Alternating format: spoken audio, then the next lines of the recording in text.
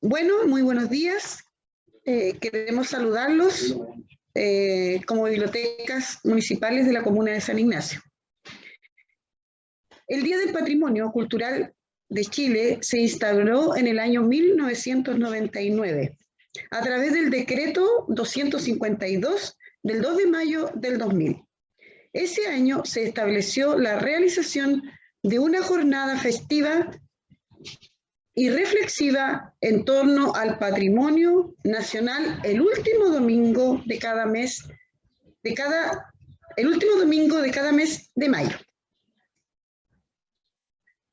En celebración y para destacar parte del patrimonio que tiene la comuna de San Ignacio, las bibliotecas municipales organizaron un conversatorio denominado Órbita de Manuel Jesús Ortiz y sus cartas de la aldea. Para esta actividad hemos invitado a nuestro expositor, señor Esteban Moraga Troncoso. Voy a leer un poquito sobre la vida de Esteban. Esteban Moraga nació en Chillán, Chile, en 1999. Realizó sus estudios en la Escuela de Lourdes, Liceo María Bar y el Liceo de Pueblo Seco. Actualmente cursa tercer año de Pedagogía en Castellano y Comunicación en la Facultad de Artes y Letras de la Universidad del Biobío, sede Chillán. Su producción y participación cultural contempla la creación de obras artísticas, plásticas, poéticas y recopiladoras. Entre sus trabajos plásticos se encuentran los murales a los escritorios del Fénix, en el Liceo Pueblo Seco, Gabriela Mistral, Violeta y Víctor Jara, Jesús Resucitado y varias obras en pequeño formato. Fue cooperador y curador de la muestra de retratos iluminados y perspectiva en la Biblioteca de Pueblo Seco el año 2019 y colaboró como curador de la muestra patrimonial de San Ignacio 172 años de historia. Entre sus publicaciones se encuentra Homenaje a Marta Brunet Cavares, Santiago 2017. Mistral, Poeta Mística, Chillán 2020. Y homenaje póstumo al exdirector de Cultura Andrés Fuentealba Molina, Santiago 2016. Cuenta además con sus colaboraciones con la historiadora Alicia Romero Silva en Nicanor Sempieterno, Chillán 2019. Corona Fúnebre por don Carlos René Ibacache, Chillán 2021. Memorias de San Ignacio, Chillán 2018. Y de Mar a Cordillera, epistolario con RLB Santiago 2020. El año 2019 dictó la conferencia sobre violencia y sexualidad en la literatura chilena del siglo XX, en el Centro Cultural de Chillán Viejo, mientras que en el año 2020 fue invitado por Alberto Fuguet y Daniel López Contreras a dictar la clase magistral Quimantú para Todes, en la Universidad Diego Portales, en Santiago. El año 2017 fue nombrado Hijo Ilustre de la Municipalidad de San Ignacio y ese mismo año se le entregó la medalla del Personaje del Año por esta misma municipalidad. Así conocemos un poquito más de nuestro exponente para este conversatorio denominado Órbita de Manuel Jesús Ortiz y sus cartas de la aldea. Damos entonces el paso a nuestro exponente, Esteban Moraga Troncoso. Bueno, primero que nada, agradecer la invitación realizada por las bibliotecas, personificadas en las bibliotecarias de cada una de ellas, la de Pueblo Seco, San Miguel y la de San Ignacio. Para mí es un gran honor estar celebrando esta festividad que nos reúne, que es en torno al patrimonio. Qué mejor que celebrándola junto a las bibliotecas. Bueno, Como lo adelantaba la tía, en la temática que vamos a abordar hoy día, es una que en lo personal me interesa mucho desde hace bastante tiempo, y va en torno a nuestro escritor por excelencia, don Manuel Jesús Ortiz. Voy a compartir pantalla para presentarles la diapositiva que tengo preparada.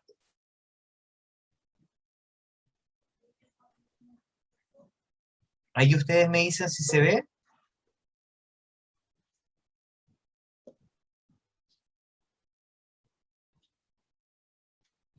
Mm. Con la tía Magali lo adelantaba, nuestra exposición se llama Órbita de Manuel Jesús Ortiz, autor de Cartas de la Aldea. Pero antes que nada, bueno, reiterar que para mí es un auténtico honor poder participar en esta jornada dedicada a conversar y descubrir la vida y obra del profesor Manuel Jesús Ortiz y su obra Cartas de la Aldea, junto a la colaboración de 3 mujeres a las que admiro profundamente, 3 bibliotecarias a las cuales conozco hace mucho tiempo y de quienes hoy soy colaborador con motivo de la celebración del Mes del Patrimonio, con la intención de identificar y reconocer nuestro patrimonio, dentro del cual se enmarca el autor y la novela sobre los que me referiré en breve. Pero no podríamos avanzar sin antes detenernos a reflexionar en torno a la idea del patrimonio. ¿Qué es el patrimonio? El diccionario de la lengua española nos lo define como un conjunto de bienes y derechos, cargas y obligaciones pertenecientes a una persona natural o física o jurídica. Pero aun cuando el patrimonio considera alguna de estas características, sabemos que el patrimonio se explica con otra palabra, y esa palabra es recordar, la cual viene del latín y se compone del prefijo re, que significa, o la traducción latina sería de nuevo volver hacia atrás. Y un ejemplo, y un elemento que lo compone es corpare, formado por el nombre de cor, cordis, corazón. Esa es la traducción latina, corazón. Entonces tendríamos algo así como volver hacia atrás con el corazón. Esto se entiende porque los sabios antiguos defendían que la memoria se encontraba en el corazón.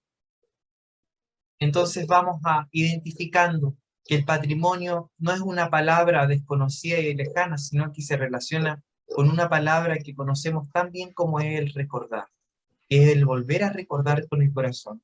Entonces la misión en este mes es volver a recordar con el corazón. Recordar, por ejemplo, a la hermana Armela Hustler, que muchos sanignacinos y sanignacinas la tienen en el corazón y en la memoria. Recordar el gran valor que poseen nuestras construcciones patrimoniales en la plaza, en nuestras tradiciones, nuestras fiestas, nuestros personajes, nuestra cultura, nuestras raíces, y entre ellas se encuentra don Manuel Jesús Ortiz, que será el autor de quien nos referiremos a continuación.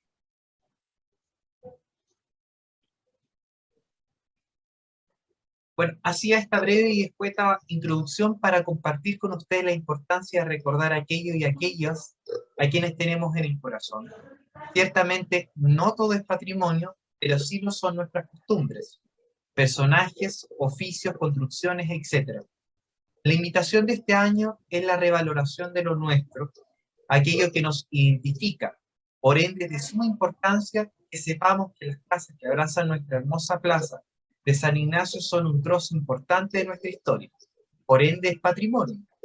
O que personas como Milita, de San Miguel, quien durante su larga existencia, 104 años, ha sabido salvaguardar un rico patrimonio compuesto por oraciones, recuerdos y sabiduría legados por su familia. Ella también es parte importante de nuestro patrimonio, al igual que las y los cultores de nuestra comunidad.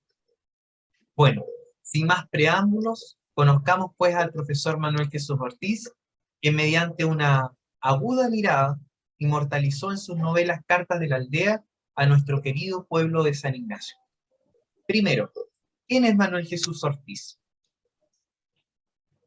Bueno, don Manuel Jesús Ortiz nació en San Carlos el 26 de agosto del año 1870, hijo de don Manuel Jesús Ortiz y de doña Mercedes Espinosa. En 1888 prosiguió sus estudios en la escuela de la ciudad de Chillán, los cuales continuó en la Escuela Normal de Preceptores, llamada posteriormente Escuela Normal Superior José Abelardo Núñez, desde donde se tituló como profesor normalista en 1887, con tan solo 18 años. En el año 1888 regresó a su tierra natal, donde fue enviado a ejercer como profesor a la escuela número 2 de niños en San Ignacio. Tras algunos años, y luego de ejercer su profesión también en algunas escuelas de Bulnes y Chillán, fue nombrado subdirector de la Escuela Normal de Chillán y profesor de castellano en el Liceo de Hombres de la misma ciudad. Durante el año 1904 publicó su primer libro, Pueblo Chico, novela que retrata la vida tranquila de una aldea, la cual se ve interrumpida por un romance surgido entre el sacerdote del pueblo y una muchacha. La temática demuestra estar influenciada por una obra de otro chileno contemporáneo, Manuel Jesús Ortiz, que fue don Augusto Dalmar, con su Cura Deusto, Pasión y muerte del Cura Deusto. En el año 1908 aparece la publicación compilada de las cartas enviadas por el profesor Manuel Jesús Ortiz al diario El Mercurio en Santiago. Es necesario mencionar que en paralelo, don Manuel Jesús Ortiz colaboró como articulista en el diario La Discusión, hasta que en ese mismo año, 1908, fue nombrado director de dicho periódico. Dicho sea de paso, el diario La Discusión es un gran patrimonio de Ñuble, pues es el segundo periódico más antiguo de Chile, tras 151 años de emisión ininterrumpida. El año 1912 fue nombrado subdirector de la Escuela Normal José Abelardo Núñez, el mismo lugar donde él había estudiado y en donde duraría como 8 años en el cargo. Entre los años 1914 y 1916 publica El Maestro y caricaturas. En 1917, y encargado ya del Mercurio, hizo una gira periodística por el sur de Chile donde envió diversos artículos al periódico. Durante el año 1918, enviudó a su esposa y asume como visitador de las escuelas normales de Chile. Es nombrado también director del desaparecido ya periódico Las Últimas Noticias. Nuestro escritor también demostró gran interés sobre cuestiones políticas.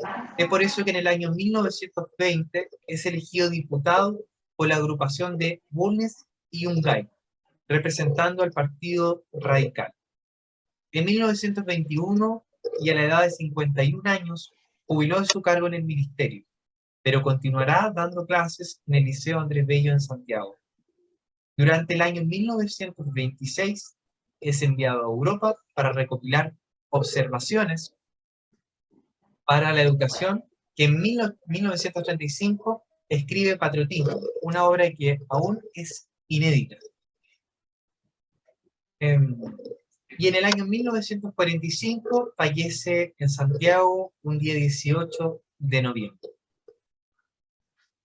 Ciertamente, como lo hemos revisado, tuvo una vida interesante y también se demuestra un hombre muy preocupado de su tiempo, de los sucesos que lo iban circundando.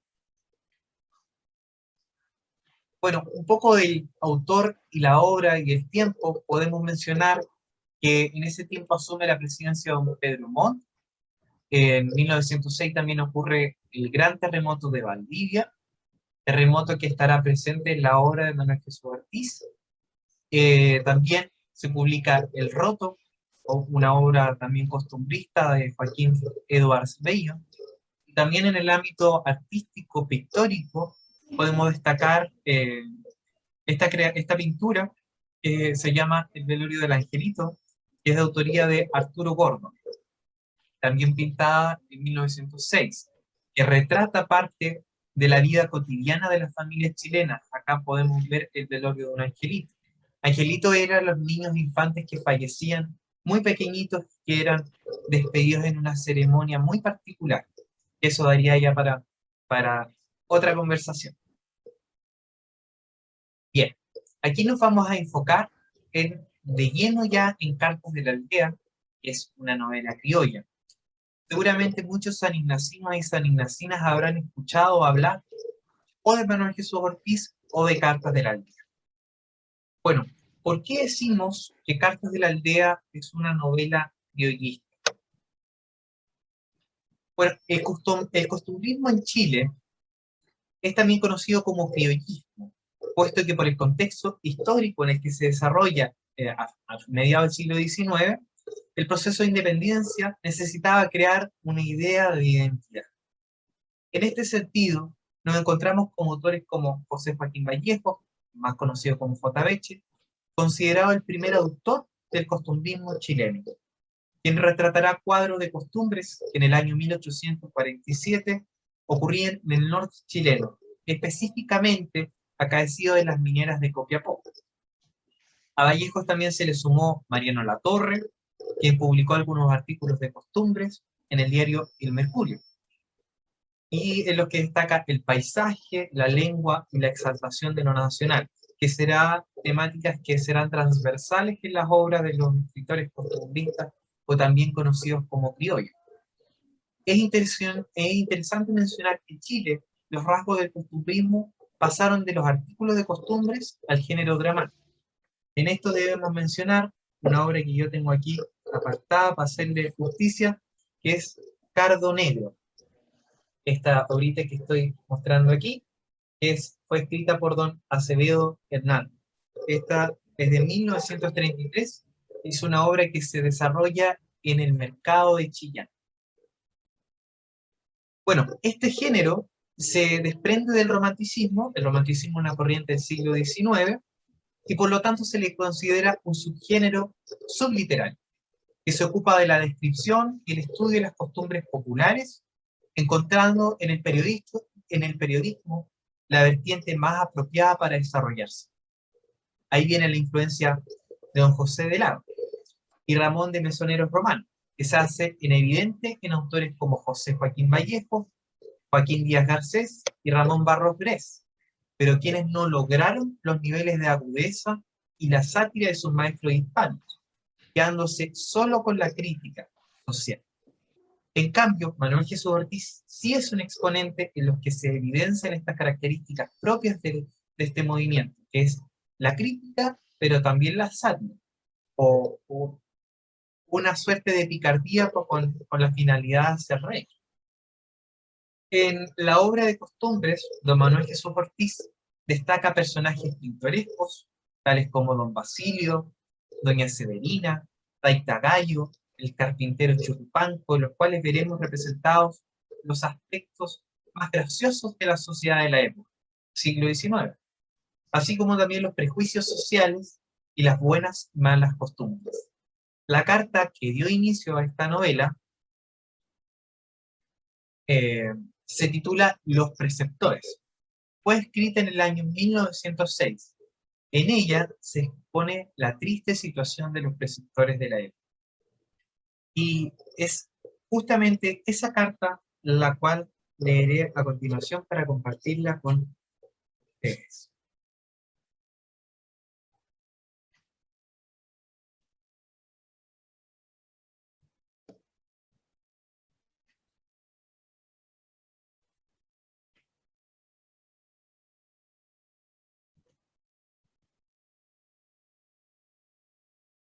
Señor director del Mercurio, Santiago, muy señor mío, quisiera escribirle una carta seria, porque el asunto de que voy a tratar así lo exige, pero toda mi vida he sido algo amigo de la broma, y temo dejarme llevar por mi carácter en esta circunstancia. En fin, haré lo posible por ser grave, y que Dios me ayude. Soy maestro de escuela, y para mayor desgracia, maestro rural. Gano mensualmente 50.000 pesos, y soy marido de una mujer y padre de 2 hijos. Ayer, por ser día primero y estar recién pagado de mi sueldo, me puse a revisar una libreta en que apunto lo que pido fiado durante el mes, y vi. Pero nada le dará a usted mejor idea de lo que vi que la copia exacta de mis anotaciones. A don Bruno, que es el carnicero, por 60 gramos de carne cada día, 18 pesos. A doña Luisa, la panadera, 15 pesos. A don Lorenzo, 2 pesos. Por café, 1,50 pesos. Arroz y fideos, 3 pesos. Velas, 1 peso. Sal y otras menudencias, 2 pesos. A la lavandera, 6 pesos. Leña y carbón, 4 pesos. Frijoles, papas y verduras, 10 pesos. Un total de 63 pesos con 50. No dirá usted que esta lista es falsificada, ni que yo y mi familia vivimos a cuerpo de rey. Baste decirle que con los 60 gramos de carne apenas podemos comer unos bistecs como obleas y una cazuela que más parece aguachile que cazuela. En cuanto al pan, hacen 25 panecillos del tamaño de un peso fuerte. Cada chico se come 2 al desayuno con el café sin leche. Lo demás, escaso también. De aquí resulta que mi mujer está anémica, mis hijos pobres de sangre, y yo, vamos, con toda la ropa, es decir, con mi único y venerable terno demasiado holgado para mi cuerpo. Después de hacer la suma anterior y revisarla varias veces para convencerme de que no había error, hice la resta, es decir, rebajé los 63 pesos con 70 de los 50 que tenía en mi bolsillo y me cercioré de que me faltaban 14 pesos para pagar mis deudas del mes. Vamos a ver, me dije, si con todo mi talento de maestro de escuela logro modificar este resultado. Si pudiera hacer creer a don Bruno que no es tanta la carne que hemos comido, pero el Caribe del carnicero apunta en su cartapacios cuánta piltrafa se le pide. Ya me pasó hace 2 meses con el otro carnicero, a ver si a doña Luisa. Esta lleva la cuenta con los dedos mejor que don Bruno con sus garabatos. En esto entró mi mujer. Es indispensable, me dijo, que me des 5 pesos. Ya ves tú, un par de medias para mí, 5 varas de lienzo para cada uno de los niños y para ti una camiseta de a 2, hombre, porque la que estoy lavando se me ha quedado toda entre los dedos. Hija, le respondí, ya ves tú que estamos en primavera. ¿No sería más higiénico que prescindieras de las medias en esta estación? En cuanto a mí, te declaro que la camiseta no me hará falta antes del invierno. Pero los chicos, mira, ¿tú no has leído a Keynes? Pues dice que no es conveniente abrigar mucho a los niños, porque se crían delicados. Hay que dejarlos al natural. Pero no pude convencerlo. Consintió no comprar las medias ni la camiseta, pero en cuanto a los chiquillos fue intransigente. Y tuve que alargarle los 2 pesos, con lo cual subió en igual suma el déficit de mi cuenta. 14 más 2 igual 16. Resuelto a arreglar el asunto de cualquier modo, me fui a ver con don Bruno y le expuse con toda modestia, aunque sin dejar de un lado la dignidad, mis pretensiones de pagarle solo la mitad de su cuenta. Más bien, nunca lo hubiera hecho, señor director. Puso una cara hosca, ahuecó la voz y me dijo, no puedo.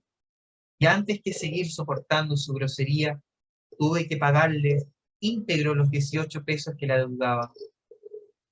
Enseguida pasé donde la panadera. Apenas me vio me dijo, vaya señor, lo estaba esperando. Me faltan precisamente los 15 pesos que usted me debe para pagar la harina. Y me faltó el valor para pedirle prórroga. Tuve que darle los 15 pesos. Más o menos lo mismo me pasó con la lavandera y con la que me fui al combustible, con lo cual mi caudal se agotó por completo. Claro está que no pasé donde el despachero, no había para qué, pero el hombre llegó a mi casa 2 horas después con la factura en la mano. Cuando le confesé lo que me ocurría, me comunicó de mal modo su resolución de no fiarme más, y se apropió violentamente de toda mi biblioteca, es decir, de un diccionario que me habían dado de premio en la escuela normal. Me hace muchísima falta para explicarle a los niños de mi escuela las palabras bienestar, prosperidad, holgura, hartura y dignidad, y otras muchas cuyo significado he olvidado casi por completo. Aquí me tiene usted, señor director, sin esperanza de camiseta, con mis hijos desnudos, con mi mujer en piernas, y sin hallar quien me fíe las provisiones para este mes. Esto me ha hecho reflexionar seriamente sobre mi situación. ¿Qué hago yo, Señor, para comer en adelante? ¿Es posible que yo, hombre sano, lleno de energía, sin vicios que según dicen no carezco de inteligencia, y que sirvo a uno de los fiscos más ricos del mundo, no tenga como matar mi hambre, ni la de mi mujer, ni la de mis hijos, ni cómo cubrir tanta desnudez? ¿A qué extremo llega la injuria y mezquindad de nuestros gobernantes, que no ven ni remedian estas miserias? Ahora se escudan tras los gastos que el Estado tendrá que hacer a causa del terremoto. Ah, Señor, hubiera querido ser yo uno de los damnificados de Valparaíso, y así habría tenido comida gratis para mí y mis hijos durante varios meses. Los maestros somos los eternos damnificados de la mezquindad del fisco, y nadie se preocupa de remediar nuestra desgracia. El año pasado estuvo a punto de aprobarse un aumento del 40% de nuestros sueldos, y un señor diputado hizo un arma política de nuestra hambre y está seguido martirizando nuestro vientre. Ese proyecto habría impuesto al erario un mayor gasto de 400.000 pesos. ¿Qué son ellos en un presupuesto de más de 100 millones?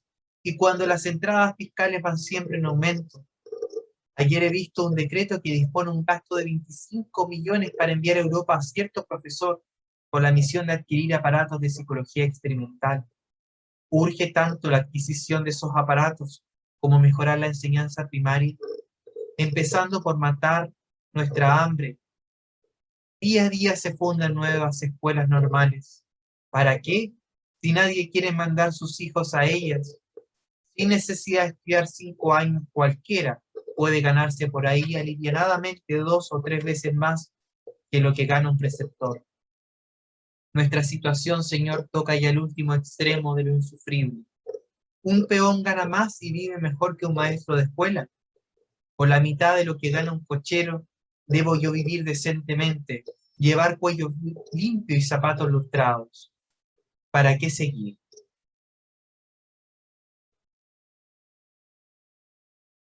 Ya ve usted, señor director, cómo estas reflexiones sobre mi pobreza me han hecho perder hasta la paciencia y el buen humor, las únicas buenas cosas que aún me quedan. Postdata, perdone usted que esta carta vaya en papel de escuela. Es lo único que los maestros podemos robar al fisco y por desgracia no sirve para comer.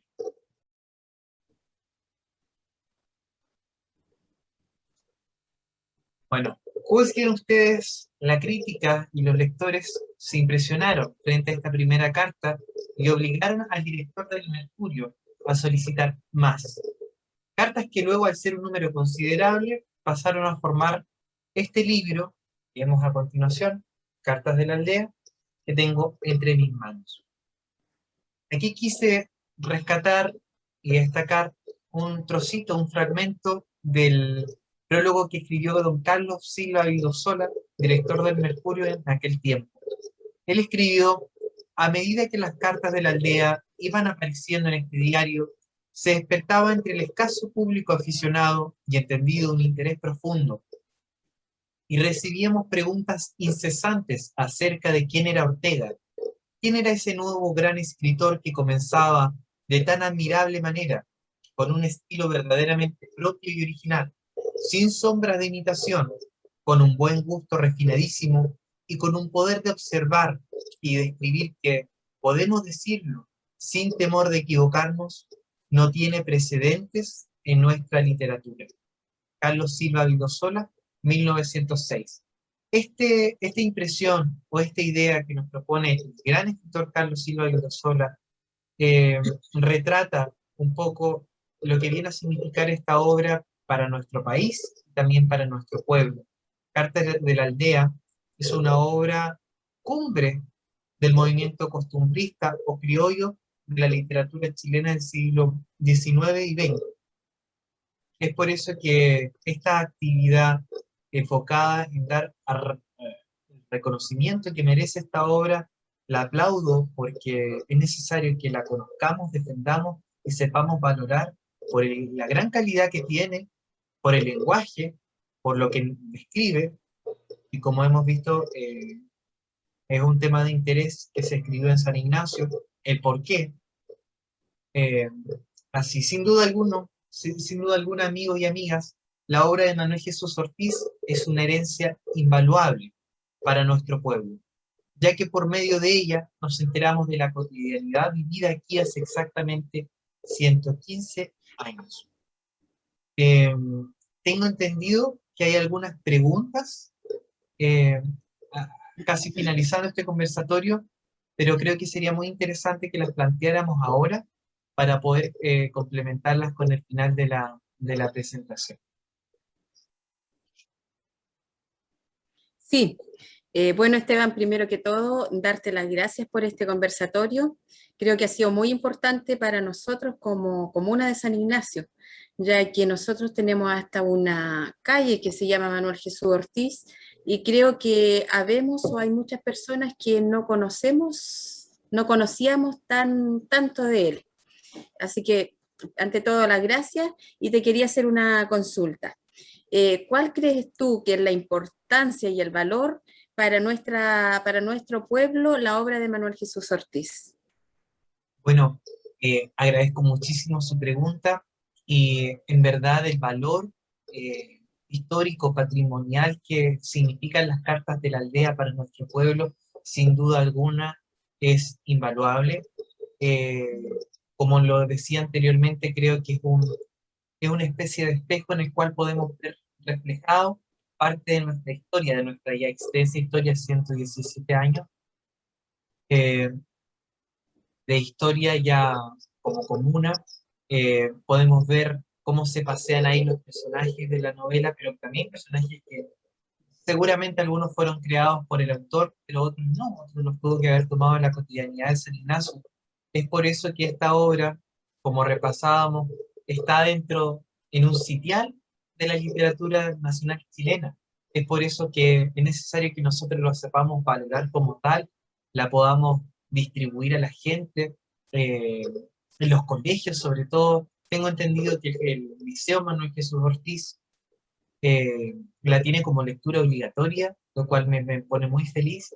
Y también, bueno, ha puesto en el mapa, de alguna u otra forma, San Ignacio en el estudio de escritores tan importantes como lo fue y lo es, ya siendo con seguridad el fallecido profesor don Carlitos René Bacache, un profesor normal de Chillán, quien se dedicó gran parte de su vida al estudio de la vida y obra de Manuel Jesús Ortiz, Cartas de la Aldea. Es por eso que él siempre accedía a venir al pueblo, porque tenía esa relación como de amistad intelectual de alguna forma, por decirlo, con esta obra, a la cual le dedicó muchas horas de estudio. Por eso que en el año 2014 o 16, el Liceo Manuel Pueblo Seco decidió ahí ponerle el nombre de don Carlitos René a la biblioteca en reconocimiento y agradecimiento al estudio que él hizo de la obra, porque hay que recordar que eh, las reediciones posteriores de esta obra en gran medida se debieron al estudio de él. La recopilación y el prólogo lo hizo don Carlitos René Bacache, así es que el valor de la obra es inmenso. Ahora la tarea es entregarla a la gente nuevamente y estudiarla, como lo estamos haciendo, y comentarla, y leerla, por sobre todo. Gracias.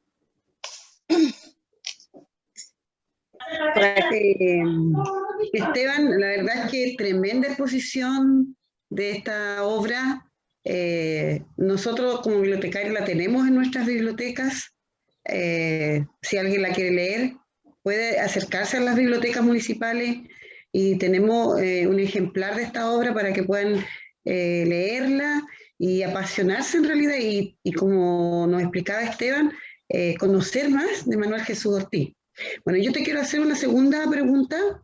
En tu opinión, ¿cuál es la razón del título de la obra? ¿Y cómo sabemos que el autor se refiere específicamente a San Ignacio? Muy buena pregunta, mi tía. Yo en realidad la estaba esperando, porque hubiera estado de alguna forma un poco manca, por así decirlo, el lenguaje costumbrista, esta exposición, si no se hubiese realizado esa pregunta, la cual espero contestar con unas diapos que tenía guardadas para eso. Bueno, existe una especie de disputa entre si es que Manuel Jesús Ortiz efectivamente se inspiró o no en San Ignacio, porque Cartas de la Aldea puede sonar un poco vago el lugar al que se refiere o en el que escribe la novela.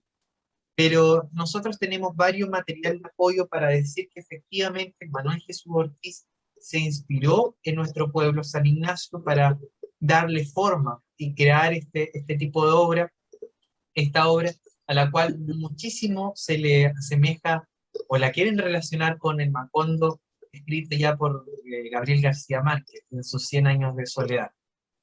Bueno, la primera cosa es que Manuel Jesús Ortiz se sabe a ciencia cierta que las cartas las empieza a escribir en 1906, las empieza a mandar al Mercurio, y ya él ya estaba en San Ignacio como profesor, director de la escuela número 2 de Lima. Entonces ya ahí tenemos algo clave. Manuel Jesús Ortiz, en el periodo en que empieza a enviar cartas, que eran cartas al director, las envía desde San Ignacio. Las escribe y las envía desde San Ignacio.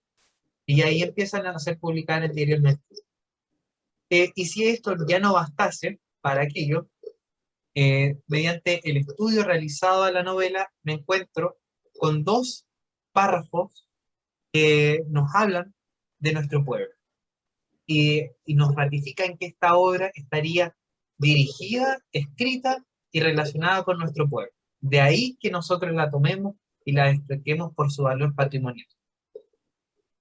Bien, dice en la carta La Perra del Alcalde, dice: Don Faustino, que es por derecho propio primer mandatario de la comuna, ha querido también ser el primero en todo lo demás. Ello es justo, sin duda alguna, y buen dinero le ha costado el haberlo conseguido. Cuando empuñó las riendas del gobierno comunal, le pareció pobre y mezquina para un mandatario de su fuste la casa que había heredado de sus mayores, y se dio a arreglarla lujosamente, siguiendo las inspiraciones de su buen gusto.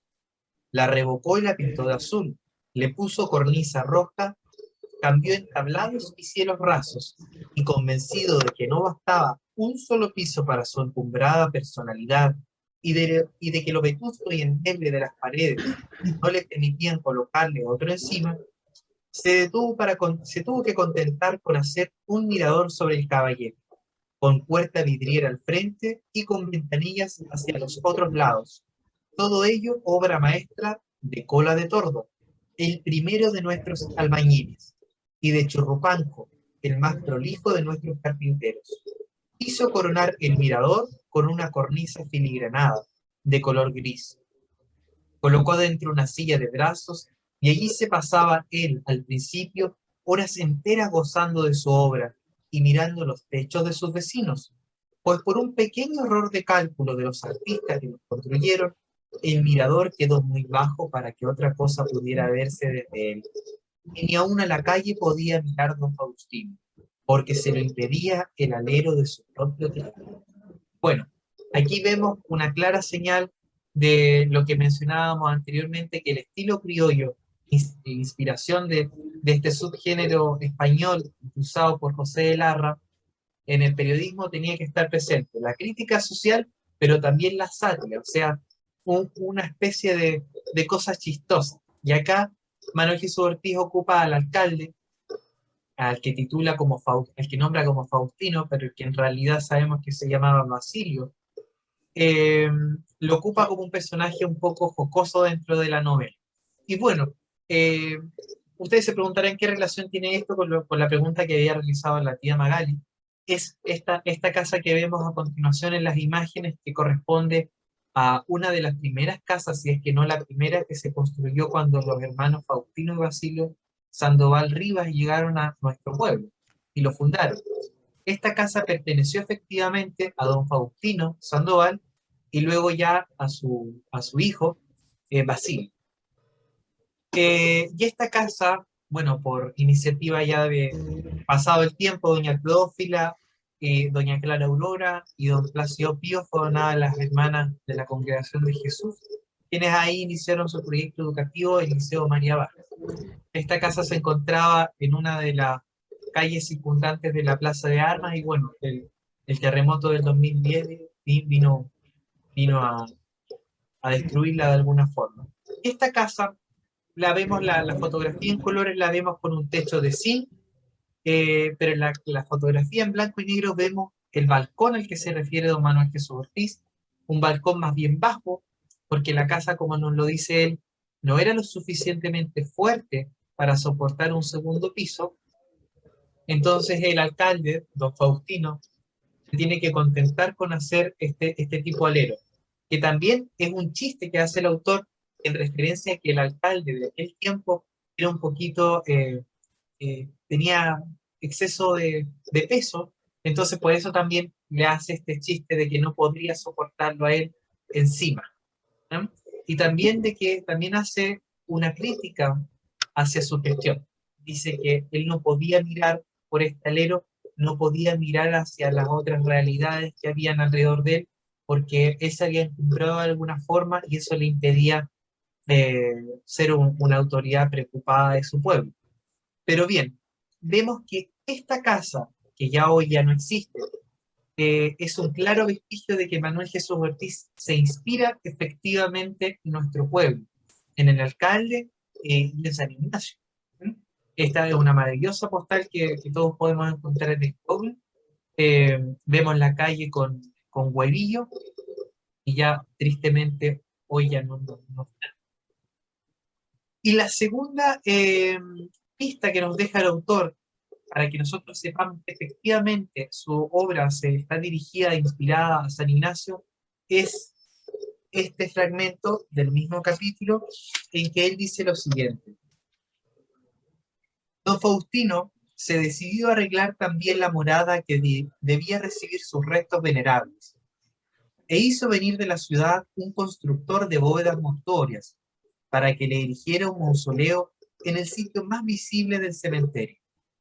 Dijo el arquitecto una vez terminada su obra, que era de que no sé qué estilo, pero dicen aquí los vecinos, malas lenguas, que es de estilo panadería, pues parece ni más ni menos un horno de cocer pan.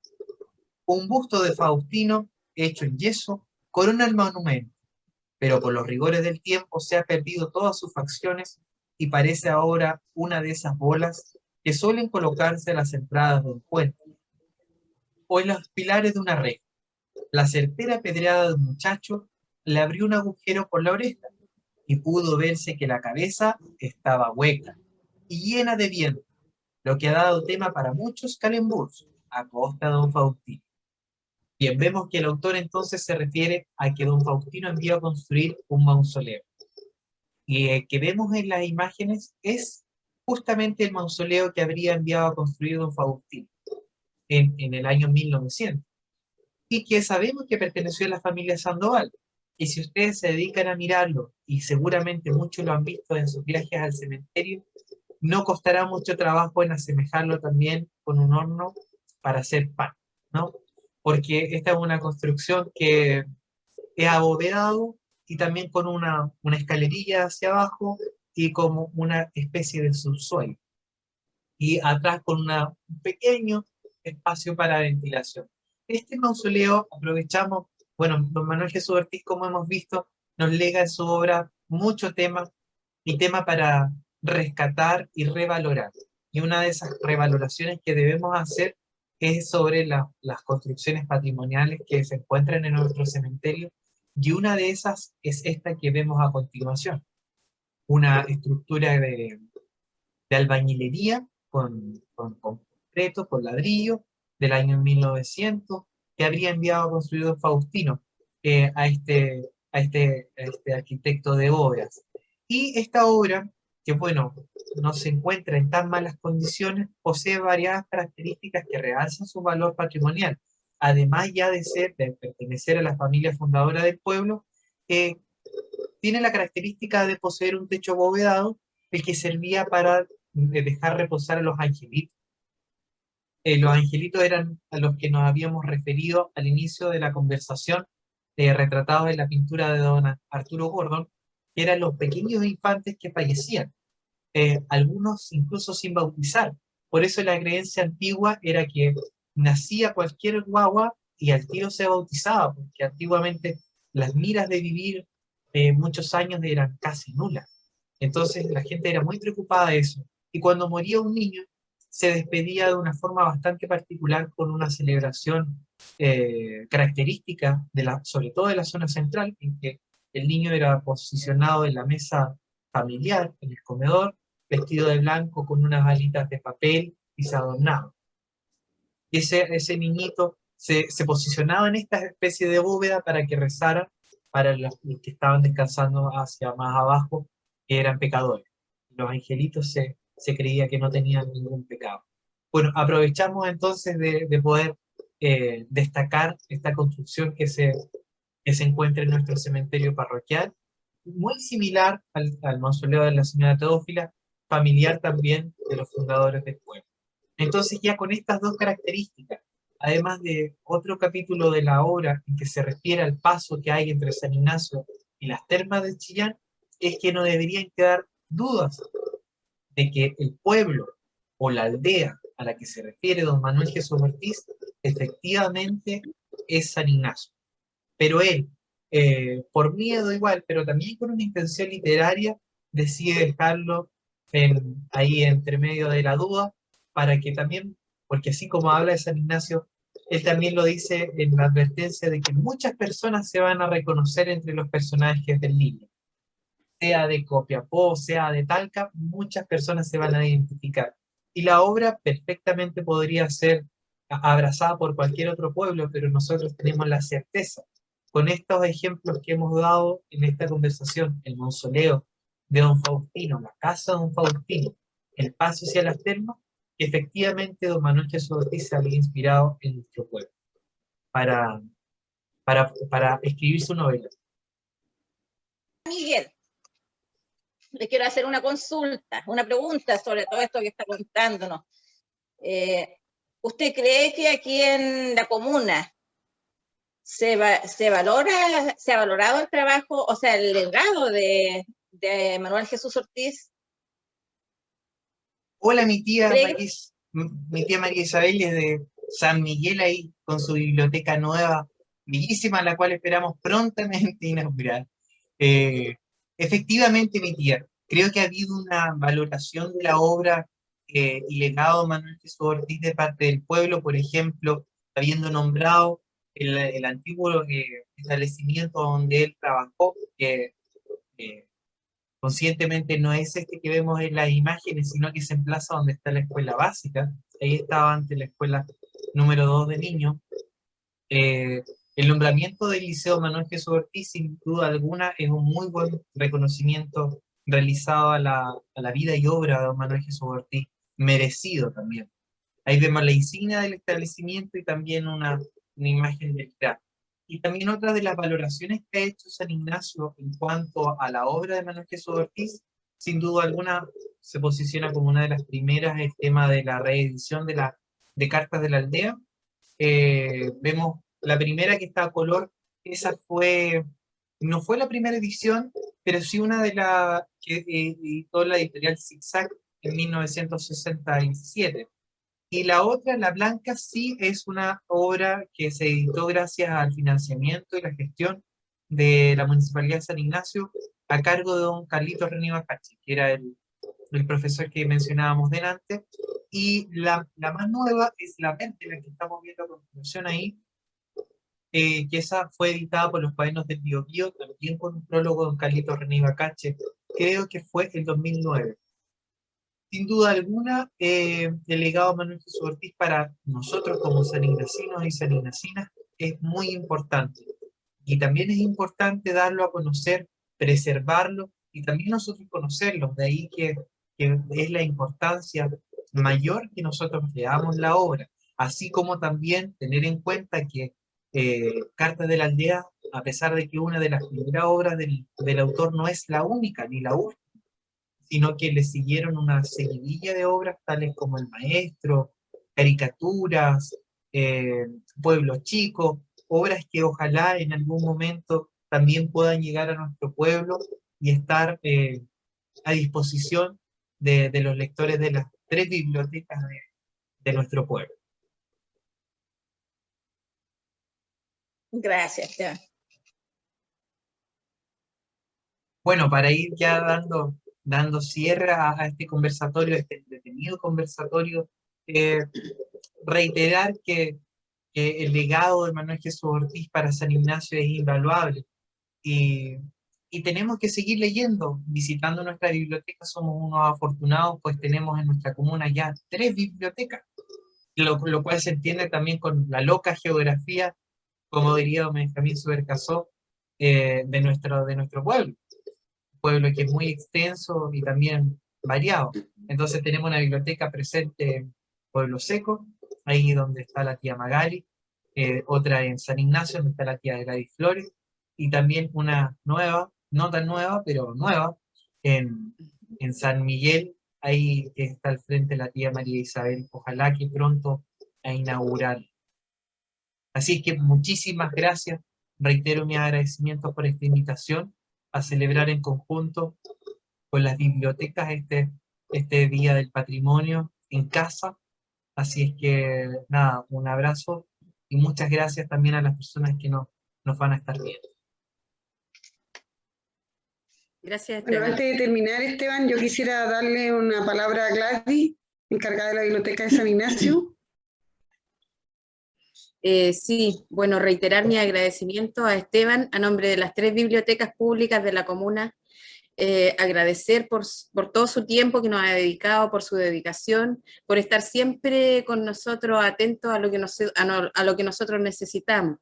Gracias, Esteban, por tu compromiso, sobre todo para con la comuna de San Ignacio. Muchas gracias. Y a celebrar el Día del Patrimonio, como corresponde. Sí, no sé si Isabel quiere decir algo, si puede hablar.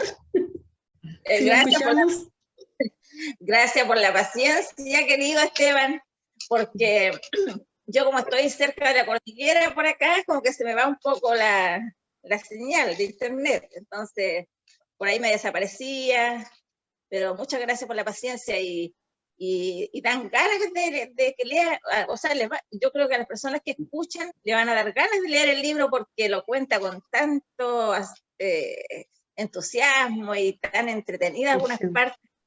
Yo creo que lo van a querer leer.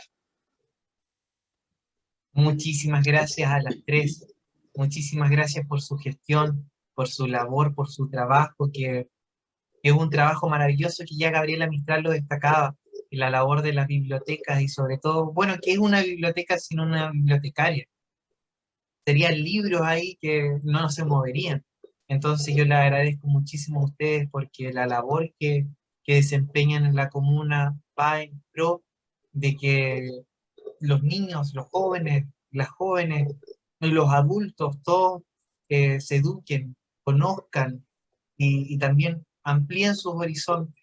Así es que muchísimas gracias a ustedes que están todo el año prácticamente dedicadas a difundir la cultura y las artes en nuestra comuna. Así, muchísimas gracias a ustedes por esta invitación y ojalá vernos en una pronta actividad en celebración de nuestro patrimonio.